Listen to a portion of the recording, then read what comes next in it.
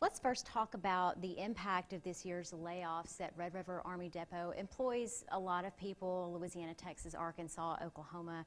What can be done to prevent any future layoffs there? Yeah, I've met with a lot of the workers and their union representatives there in Washington. I visited the depot before as well. We want to make sure that we get a good, steady flow of work in there. Obviously, some of this is related to the troop drawdown that we've seen over the last 8 years in Iraq and the slower pace of operations in Afghanistan. But there are new opportunities like the Army's new multi-purpose vehicle. I have advocated along with the senators John Bozeman from Arkansas and the senators from Oklahoma and Texas and Louisiana that the depot should be the new depot source of repair for that vehicle. I met with General Perna from Material Command about it. We've sent him a letter. We're waiting to hear a response from that. So hopefully the depot will get that work and it'll stop any future layoffs. You mentioned a meeting with General Perna, and how did that meeting go? Yeah, it went very well. He understands that the depot has a lot of very skilled workers, that they're very patriotic. A lot of them are veterans themselves. The work they do contributes directly to what our warfighters overseas are doing. He also heard from me about the impact it has on the local economy here. And with this new potential contract, I'm hopeful that the depot will win it. We're just, like I said, waiting for a response back on that. Is there any sign on when he might make a decision? No definite deadline, but it's something that we check in on from time to time because it is so important. And the good news for the community here is because you're on the state line, because you also have workers from Louisiana and Oklahoma there, you have a lot of senators and congressmen who are pulling for the depot. Okay. Let's talk about the Farm Bill a little bit. You know, there's been a lot of debate over work requirements for SNAP recipients. What do you see happening with the Farm Bill? So I strongly support those kind of work requirements. I think able-bodied adults, not people who are disabled, not people who have young children to care for, but able-bodied adults, should have work requirements or job training or volunteer service or what have you. We've seen some decline in food stamp usage, which is good over the last 18 months, but it's still at very elevated levels. Ultimately, food stamps, welfare programs, those are not the way you make ends meet. The best welfare program we have is getting people to work and getting them onto a job. That's why job training and work requirements are so important.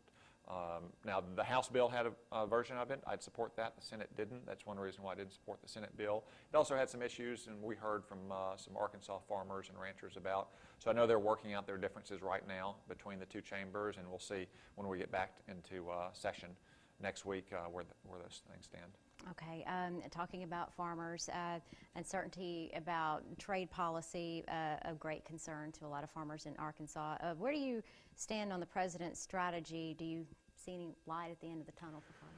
Well, a lot of our farmers and ranchers have been taken advantage of, just like our manufacturing firms have been taken advantage of in bad trade deals for decades. If you talk to rice farmers in East Arkansas, you talk to cattlemen or poultry producers, what they want is more access to foreign markets. They face too many barriers, too many tariffs, and so forth. So what the president is trying to do is use the leverage of some short-term tariffs, which do concern me somewhat, to get more access for all of our workers, all of our farmers, all of our ranchers. That's the goal here. I do share those concerns, and I've heard them across the state this week. I hear them when our Kansans come to Washington, but I can also say that the president's goal is not to start a trade war. It's to end the trade war that too many countries have been fighting against us for 30 or 40 years. What are you hearing from some of the farmers that you're talking to or that you're talking to in your statewide tour? Are they going to be patient, do you think?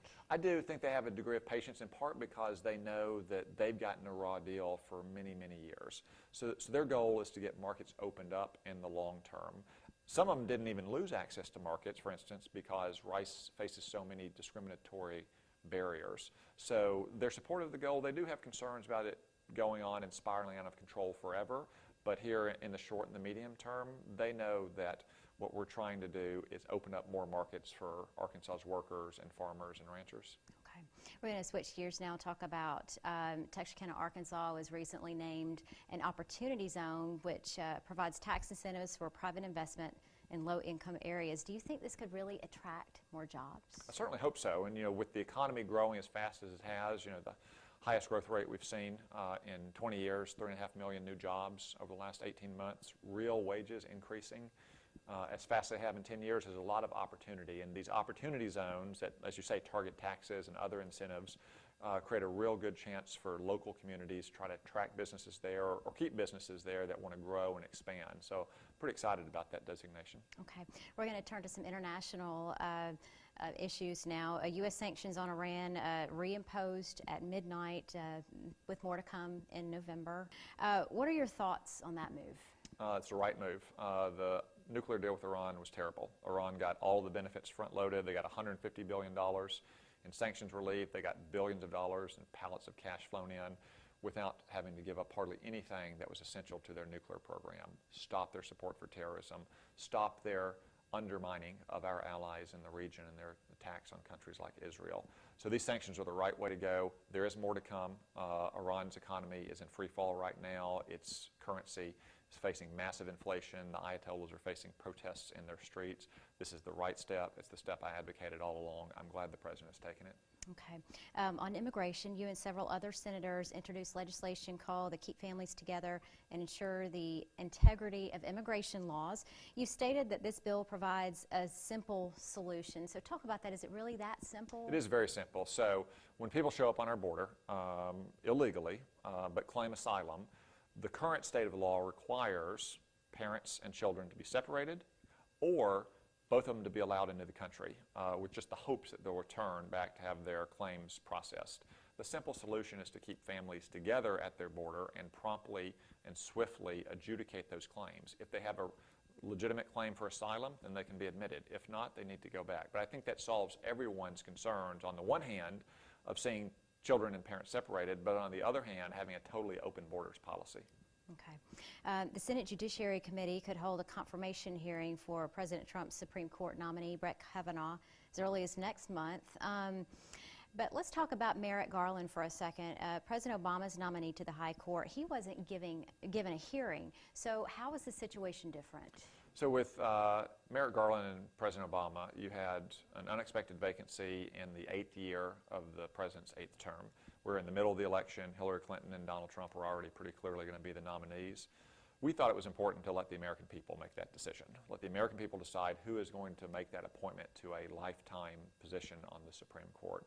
Here you have a president that's just in the 18th month of his term. I mean, and the American people very clearly knew because of the Garland situation in 2016 that whoever they elected would be making those nominations for the Supreme Court, and the Senate that they elected would be confirming those. So I expect, as you say, Judge Kavanaugh will have his hearing next month. I met with him last week. He's got a very distinguished 12-year record on the Court of Appeals, and I think he understands the key thing about being a judge in our society, which is in a democratic society where the people make the laws, the judge's role is to apply and interpret those laws, not make the law himself, not apply his own values to what he wished the law said. Okay. Final question about Russia. President Trump saying that he misspoke at the Helsinki summit with Vladimir Putin last month when he said, you know, he did not see why Russia would have meddled in the U.S. election. But do you think that he truly misspoke? And what kind of message does that send to American citizens and people around the world? Well, the president has said multiple times, both before and after that summit, that he accepts the judgment of our intelligence community agencies that Russia meddled in our election. I'm on the intelligence community. I can tell you that Russia meddled in our elections. That's just what Russia does. They've been doing it for decades.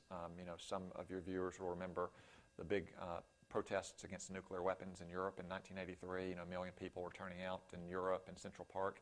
A lot of that we now know is funded by the KGB at the time. This is just what Russia does. This is what they've always done. That's why we need to be vigilant against them.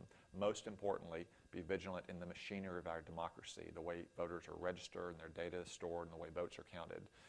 Second, we need to be vigilant in the way that Russian propaganda on outlets like Facebook and Twitter are used. But there's no doubt to me that Russia is meddling in our democratic system because that's what they're doing across Europe. That's what they've been doing for years. All right. Senator Tom Cotton of Arkansas, thank you for your time. Thank you. It's great to be here with you.